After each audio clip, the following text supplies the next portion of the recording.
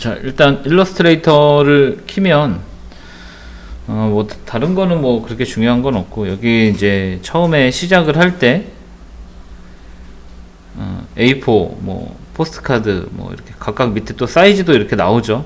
그래서 예전에는 이런 게 없어 가지고 이런 규격을 다 외워서 했는데 요즘에는 편한 것 같아요. 예.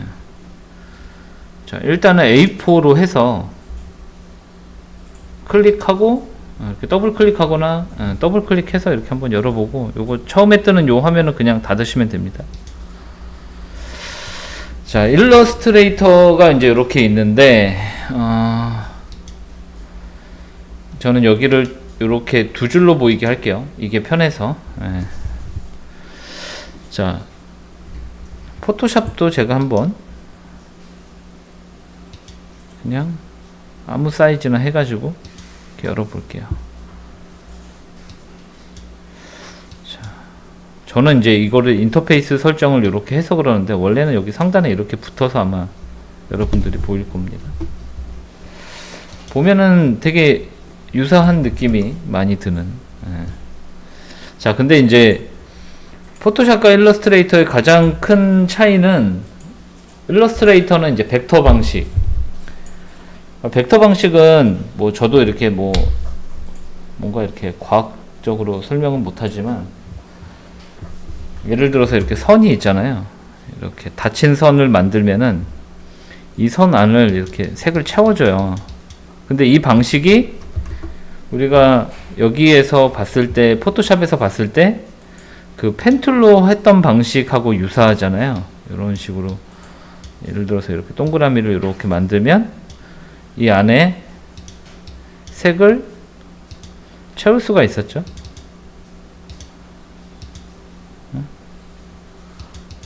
뭐지? 선택하고 뭐, 야, 왜 이래? 다시. 희한하네? 패스로 돼 있어도 상관없는데요. 예.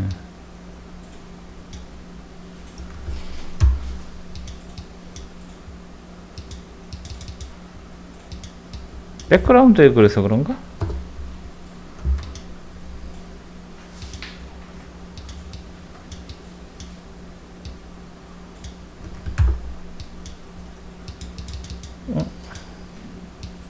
어디 숨어 있나? 인터페이스가?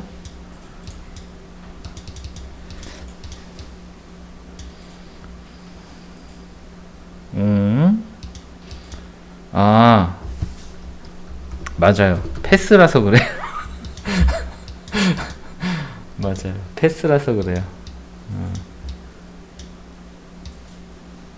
이렇게 해서 여기 안쪽에 이제 우리가 색을 자유롭게 채울 수가 있었잖아요. 그리고 스트로크를 통해서 이렇게 요 패스가 있는 이 부분에 색을 더한다거나 좀 대비되는 색으로 빨간색, 그래서 뭐 이렇게 두께를 조절할 수도 있고, 그쵸? 그리고 뭐 여기서 뭐 이런 식으로 스트로크의 형태를 바꿔줄 수도 있고, 뭐 하여튼 다양하게 조절을 했었어요. 예. 자, 이제 이런 식으로 이제 조절을 했었는데, 이 방식이 그대로 여기에 쓰이는 거예요. 그래서 보시면은 여기서 일러스트레이터를 뭐 이렇게, 일단은 툴 기능은 조금 나중에 보고, 어차피 포토샵이랑 유사한 부분들이 많기 때문에 일단은 여러분들이 가장 먼저 알아야 될 거는 요거랑, 여기 보면은 요거에 해당하는 펜툴이 어떤 거야? 요거였나? 아, 요거 요거 4개가 가장 중요하겠다. 그리고 선택하는 거. 예. 그래서 여기서도 보면은 요 펜툴, 여기 있죠. 펜툴 똑같죠? 이름 똑같이 나오죠. 펜툴이라고. 얘도 클릭 해가지고 이런 식으로 똑같아요. 예, 똑같죠. 그리고 요 선택 툴을 가지고 선택해서 여기 상단에 아무것도 안 나오냐?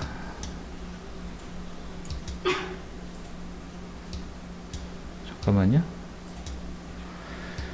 인터페이스가 클래식으로 바꿔볼까? 클래식으로 바꿔야 되는구나. 여기 이게 좀 보니까 제가 이제 과거에 쓰던 거랑 요즘 나온 거랑 또 버전의 그런 차이 때문에 뭔가 개선이 된 것 같은데, 저는 이제 예전에 이제 요 에센셜 클래식 타입으로 많이 썼거든요. 근데 요게 이제 아마 여러분들도 여기 에센셜 이렇게 아마 돼 있을 것 같기는 해요. 이게 이제 오른쪽에 보니까, 오른쪽에 요 상단에 있는 옵션이 원래 우리 포토샵에서도 보시면은 요 각각의 툴에 대한 옵션이 여기에 나왔었잖아요. 상단에.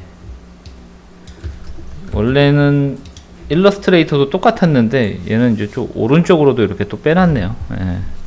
뭐 어찌 됐든 그래서 선택해가지고 뭐 안쪽의 색을 어떤 식으로 이렇게 변형도 할 수 있고, 그쵸? 여기 선의 이 선의 색상도 내가 바꿀 수 있고, 두께도 이렇게 조절할 수도 있고, 그쵸? 네.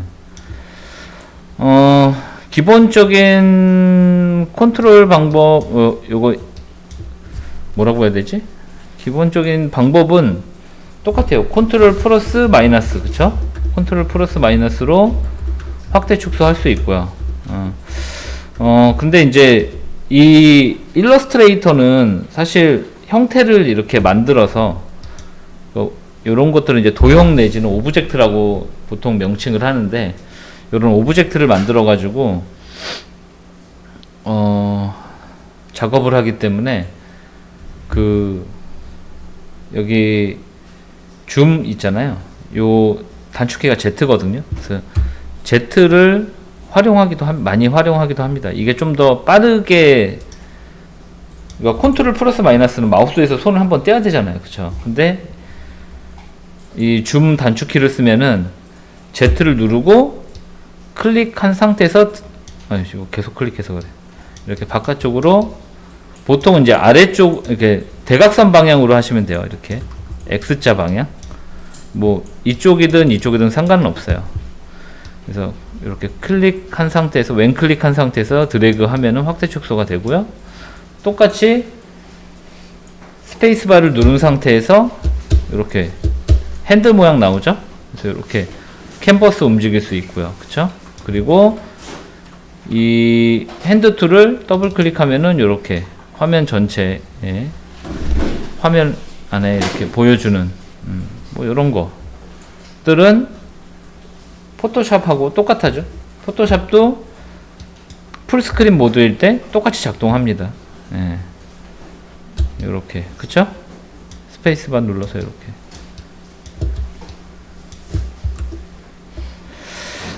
자, 그래서 일단은 다른 것보다 펜툴에 대해서 다시 한번 공부를 해보겠습니다. 자, 선택하고 지우면 됩니다. 근데 이제 또 하나 조금 다른 점은, 얘는 레이어를 잘 쓰진 않아요. 쓰기는 쓰는데 그 비중이 포토샵에 비해서 많이 낮다. 안 쓰는 건 아닌데 좀 이제 복잡할 때는 쓰긴 하거든요. 근데 포토샵은 굉장히 이 레이어의 비중이 작업하는 데 있어서 좀 크다라면, 일러스트레이터는 레이어의 비중이 그렇게 크진 않아요. 그래서 지금 보면은 레이어가 이렇게 있는데 좀 다르죠? 이렇게 보면은 좀 딱 봐도 그렇게 뭔가 정성 들이지 않은 인터페이스 느낌. 얘는 뭐 이렇게 좀 크게도 보이게 하고 이렇게 막 그러는데, 얘는 좀 그런 게 없습니다. 다시 넣어놓고, 어쨌든 레이어가 있기는 있어요. 뭐 그래도 레이어 쓰는 사람들은 뭐 요런 거 레이어 떼다가 이렇게 상단에다가 이렇게 좀 붙여놓기도 해요. 이렇게 여기 레이어 이렇게 있으니까 얘는 다시 닫아놓고, 뭐 이거는 여러분들이 알아서 인터페이스 조절해서 쓰시면 되고요.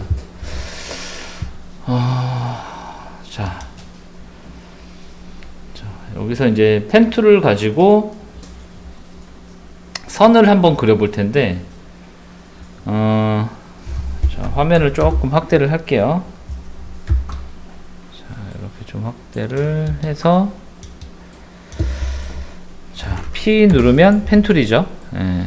자, 일단은 뭐 그리는 방식은 뭐 그냥 클릭 똑같아요. 포토샵이랑 너무 똑같아서 제가 따로 말씀드릴 건 없고, 이렇게 그쵸?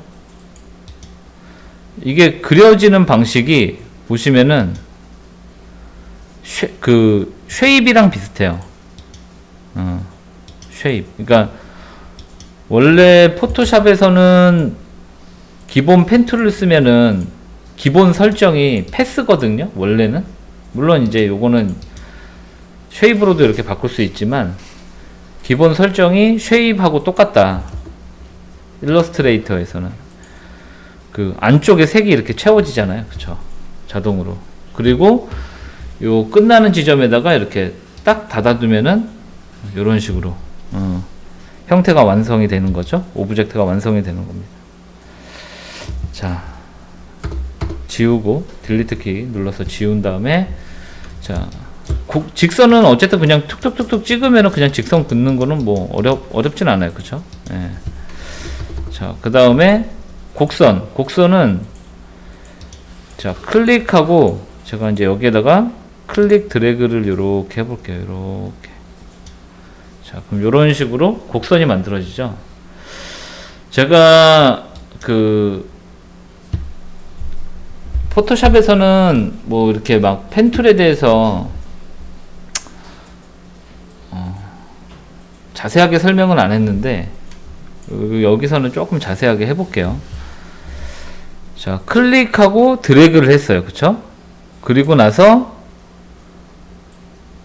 드래그를 하니까 이 핸들 모양이 이렇게 나왔어요. 그쵸? 핸들 모양이 나오면은 여러분들이 이제 자동으로 곡선이 만들어지는구나 라는 정도는 아실 거예요. 자, 그리고 여기에다가 이렇게 또 포인트를 찍어 볼게요. 자, 그리고 마우스 오른클릭이 아니라 얘는 이제 마무리를 하려면은 엔터를 누르면 돼요. 엔터 누르면은 이렇게 마무리가 됩니다. 자, 그럼 이제 여기에서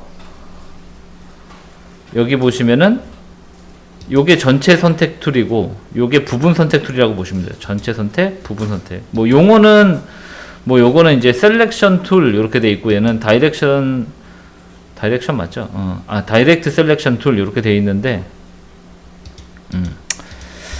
자, 일단 다이렉트 셀렉션 툴로, 자, 여기 점을 이렇게 이제 선택을 해보면 요 핸들 모양이 나오잖아요. 이 곡선이 그려지는 원리를 간단하게 설명을 해드리면,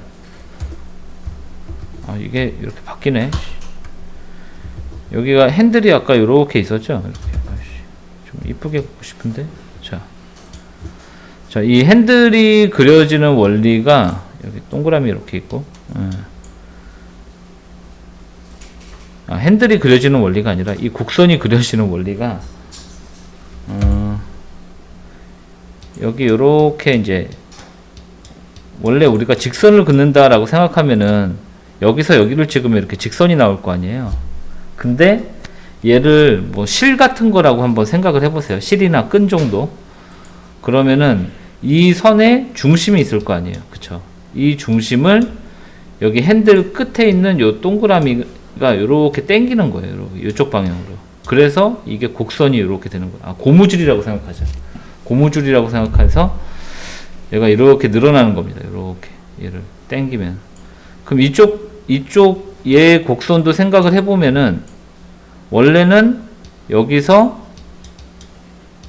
요렇게 원래는 직선인데 이 핸들 모양이 여기 중심에서 이렇게 당기기 때문에 이쪽 방향으로 당기기 때문에 얘가 이렇게 곡선이 되는 거예요. 그래서 이렇게 곡선이 그려지는 원리가 이렇다라는 정도 설명을 드렸고요. 자, 그러면은 곡선과 직선이 혼합된 뭐 그냥 아무렇게나 그릴게요. 예. 자, 그리고 직선을 그릴 때 이게 이제 보니까 자체적으로 스냅 기능이 요즘 거는 이렇게 활성화가 되어 있네요. 어느 정도 이렇게 딱 가면은. 근데 원래는 이제 Shift 키를 누르면은 이렇게 직선 형태, 그리고 이제 꺾일 때도 45도로 이렇게 딱딱 꺾여 가지고 좀 더 이런 Shift 기능을 잘 이용을 하면 잘 그릴 수가 있어요. 뭐 어찌 됐든. 아이고, 다시. 자, 여기서 이렇게 직선을 하다가 곡선을 긋고 싶을 때는 클릭 드래그를 하면은 이렇게 되겠죠. 예, 많이 해봤으니까. 그래서 이렇게 또 곡선을 긋다가 다시 또 클릭 뭐 이런 식으로 하면은 다시 직선 형태로 바뀌고. 그쵸? Shift 키 눌러서 뭐 이런 식으로. 자, 이렇게. 그래서 곡선과 직선을 활용을 해서 이런 식으로 그릴 수가 있다. 뭐 어려운 건 아니니까 여러분들이 다양한 형태를 곡선, 직선 형태로 그려볼 수 있을 거예요. 자,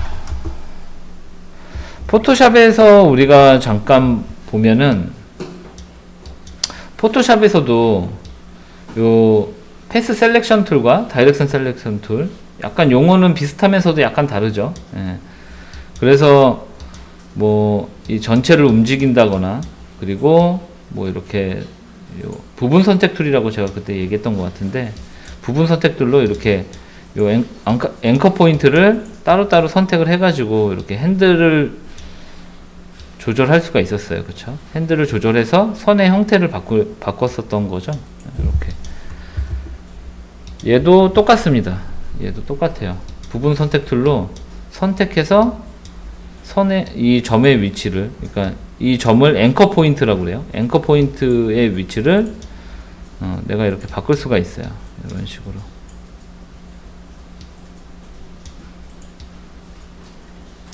그렇죠?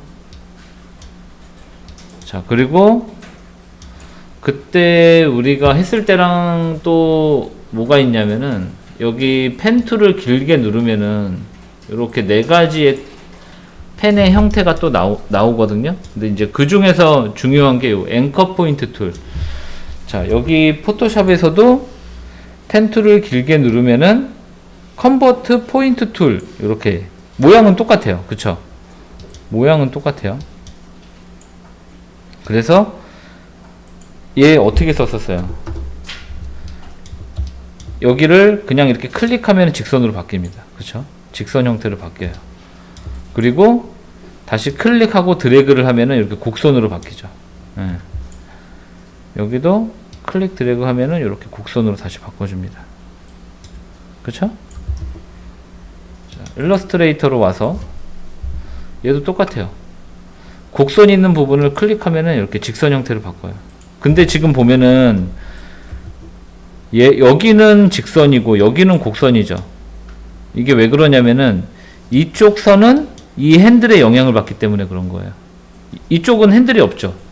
이쪽은 핸들이 있죠. 그러니까 핸들이 있는 쪽은 가면서 곡선으로 바뀌는 거예요. 그렇게 이해를 하시면 되고, 그래서 얘를 다시 클릭 드래그를 하면은 이런 식으로 또 바뀝니다. 그쵸?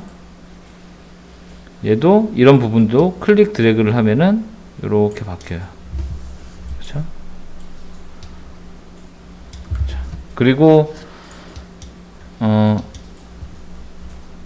그 부분 선택 툴을 가지고도 또 핸들 모양을 또 조절할 수가 있고요. 그쵸? 이렇게.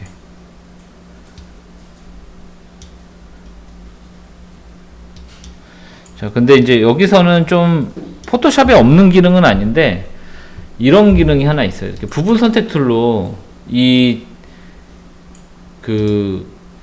앵커 포인트를 선택을 하다 보면은 직선 형태는, 아니, 곡선 형태는 그런 경우가 없는데, 이렇게 직선으로 꺾인 부분, 요런 부분들은 확대가 되나? 여기 자세히 보면은 동그란 요 표시가 있어요. 예, 그래서 얘를 클릭 드래그를 하면 이렇게 곡선 형태로 바꿔줍니다. 얘도 여기도 이렇게 있죠. 그래서 이렇게 곡선 형태로 바꿔줄 수가 있어요. 이렇게 포토샵 한번 볼까요? 포토샵에서는 얘를 이렇게 다 바꿔주더라도 얘는 없어요, 그게. 근데 대신에 있는 경우가 있는데, 그 쉐입 툴 있잖아요. 쉐입 툴로 이런 박스를 이렇게 그리잖아요. 네. 박스를 그리면은 여기 보시면은 요런 기능이 있거든요. 요걸로 요렇게 만들 수는 있어요. 그러니까 요게 비슷한 기능이라고 보시면 돼요. 얘는 안 나오죠, 그런 게. 근데 여기에 있어서, 그러니까 툴 자체가 둘이 굉장히 유사합니다. 요런데도 내가 좀 요렇게 뾰족한 게 보기 싫다 그러면은 요런 식으로, 어떻게 보면은 형태 변환하는 게 포토샵보다 일러스트레이터가 좀 더 툴이 가벼운 느낌이 있어요. 포토샵은 뭔가 이렇게 무거운데, 사실 이제 그게 이제 벡터 방식과 비트맵 방식의 가장 큰 차이점이기는 합니다. 네. 이 벡터 방식은, 자 봐봐요. 얘도 원리는 같은 원리로 그렸어요. 근데 어떤 차이가 있냐면은, 제가 이미지를 확대를 해볼게요. 자, 얘는 확대하면은 여기 경계가 점점 무뎌지는 게 보이죠. 그렇죠. 근데 일러스트레이터는 아무리 확대를 하더라도 경계가 절대 무뎌지지 않아요. 예. 요게 이제 벡터 방식이라는 거예요. 대신에 얘는 사진 같은 이미지를 표현하기는 어려워요. 예. 사진 같은 이미지를 표현하기는 어려워요. 그러니까 그림으로 그린 느낌, 이제 그런 거는 표현하기 어렵고, 이제 뭐 로고 작업이라던가 이제 그런 것들, 보통 이제 그 우리가 회사에 그런 CI라고 그러잖아요. 그런 회사 로고 같은 것들, 그런 거 작업할 때는 이제 일러스트레이터가 적합하다. 예. 보통 이제 사진 같은 이미지를 로고로 쓰는 경우는 거의 없잖아요.